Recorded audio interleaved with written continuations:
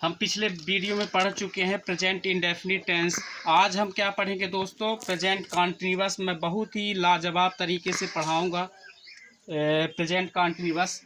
तो आते हैं दोस्तों, पहले क्या लेते हैं, पहचान। तो पहचान क्या होती है, पहचान आप लिख लीजिए। इंडिकेशन मीन्स क्या होता है, पहचान। तो पहचान क्या होती है, जिस हिंदी वाक्य में क्रिया के अंत में रहा है, रही है, रहे हैं आ दिया जाए तब वह वाक्य प्रेजेंट कॉन्टिन्यूअस टेंस का कहलाता है। अब आओ आइए दोस्तों, हम देखते हैं इसका स्ट्रक्चर क्या होता है, ट्रांसलेशन करने का एक इसका फार्मूला क्या होता है। तो आइए देखते हैं। तो ट्रांसलेशन करने के लिए सबसे पहले क्या लिखते हैं दोस्तों, सब्जेक्ट। सब्जेक्ट के बाद हेल्पिंग वर्ब यूज करते हैं, इज यूज करते हैं, एम यूज करते हैं, आर यूज करते हैं, प्लस मेन वर्ब के फर्स्ट फॉर्म में आईएनजी जोड़ते हैं, प्लस ऑब्जेक्ट लिखते हैं। तो देखते हैं दोस्तों, यहाँ जो है हेल्पिंग वर्ब 3 ठो है ना। तो किसके साथ इज यूज करते हैं, किसके साथ एम यूज करते हैं, किसके साथ आर यूज करते हैं। तो यदि दोस्तों सब्जेक्ट आई हो तो एम यूज करेंगे, ठीक। यदि सब्जेक्ट आई हो तभी एम यूज करना, नहीं एम का यूज करना ही नहीं। यदि subject he, she, it, name and singular number हो, सिंगुलर मतलब होता है दोस्तों एक वचन, तब उसके साथ क्या यूज करेंगे, इज। और यदि सब्जेक्ट है ना, यदि सब्जेक्ट यू, भी, दे एंड प्लूरल नंबर हो तब क्या यूज करते हैं, आर यूज करते हैं। आइए दोस्तों अब देखते हैं ट्रांसलेशन इसका किस तरह से करते हैं। एक ट्रांसलेशन देख लेते हैं। जैसे मैं आम खा रहा हूँ,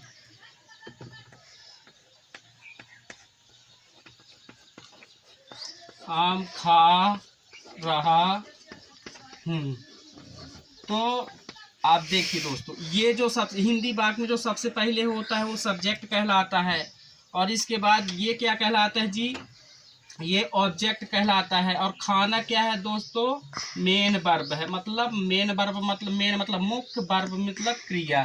तो इसको ट्रांसलेशन किस तरह से करते हैं, तो मैं की अंग्रेजी सबसे पहले अपन को सब्जेक्ट चाहिए ना, तो मैं क्या है, सब्जेक्ट है ना। तो सब्जेक्ट के नीचे लिख देते हैं मैं की अंग्रेजी क्या होती है, आई। अब आई, तो आई के साथ क्या यूज करते हैं दोस्तों, मैं लिखवा चुका हूँ, एम यूज करते हैं, तो एम लिख दिए। इसके बाद अपन को क्या चाहिए दोस्तों, मेन वर्ब। तो मेन वर्ब क्या है जी, खाना। खाने क्या बोलते हैं दोस्तों, अंग्रेजी में ईट बोलते हैं। अब ईट में आईएनजी जोड़ना है फर्स्ट, है ना। तो आईएनजी जोड़ दिए, और प्लस क्या है दोस्तों, ऑब्जेक्ट। ऑब्जेक्ट क्या है जी, ऑब्जेक्ट आम है दोस्तों, तो आम आए को लिख देते हैं। तो इसी तरह से दूसरा एग्जाम्पल भी देखते हैं दोस्तों। जैसे हुआ है, अंग्रेजी पढ़ा रही है, हुआ है अंग्रेजी पढ़ा रही है। तो इसमें है, तो इसमें देखते हैं दोस्तों, ये वह क्या है, सब्जेक्ट, और अंग्रेजी क्या है दोस्तों, ये है ऑब्जेक्ट। पढ़ाना क्या है, मेन वर्ब। मेन वर्ब मतलब मुख्य क्रिया, ठीक। तो इसको ट्रांसलेशन किस तरह से करते हैं, सबसे पहले सब्जेक्ट लिखेंगे। तो वह लड़की है, पढ़ा रही है, तो उसके लिए सी यूज करते हैं। सब्जेक्ट के नीचे ये सब्जेक्ट है, वह है, तो सी लिख देते हैं, ठीक। अब he, she, it, name and singular number के साथ इज यूज करते हैं, तो सी के साथ क्या यूज करेंगे, इज यूज करेंगे। इसके बाद अपन को क्या चाहिए दोस्तों, इज, हेल्पिंग वर्ब यूज कर दी, इज। इसके बाद अपन को क्या चाहिए, मेन वर्ब। मेन वर्ब क्या है दोस्तों, पढ़ाना। पढ़ाने को अंग्रेजी में क्या बोलते हैं, टीच, टीच। और टीच में आईएनजी जोड़ देते हैं, टीचिंग हो जाता है। और इसके बाद क्या लिखेंगे दोस्तों, अपन को ऑब्जेक्ट चाहिए, तो ऑब्जेक्ट क्या है जी, इंग्लिश। तो इस तरह से क्या करते हैं दोस्तों, ट्रांसलेशन। तो आप इस तरह से कई ट्रांसलेशन कर सकते हैं, है ना। अब आपको मैं क्या बताता हूँ, निगेटिव। निगेटिव कैसे बनाते हैं, इंटेरोगेटिव कैसे बनाते हैं।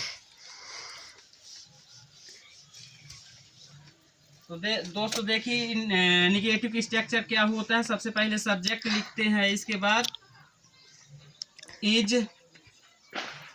M, are, plus, not, plus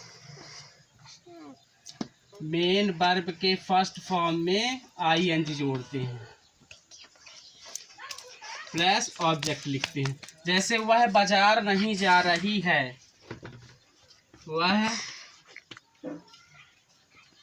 बाजार नहीं जा रही है। तो इसका देखिए दोस्तों, वह सब्जेक्ट है, ये सब्जेक्ट है, ये क्या है ऑब्जेक्ट, ये और ये क्या है मेन वर्ब है, मतलब मुख्य क्रिया। तो देखिए ट्रांसलेशन किस तरह से करते हैं। अपन को सबसे पहले सब्जेक्ट चाहिए, तो वह है तो सी होगा, अगर लड़का होता तो ही होता, तो सी लिख दिए। इसके बाद सी के साथ इज यूज करते हैं, इज लिख दिए।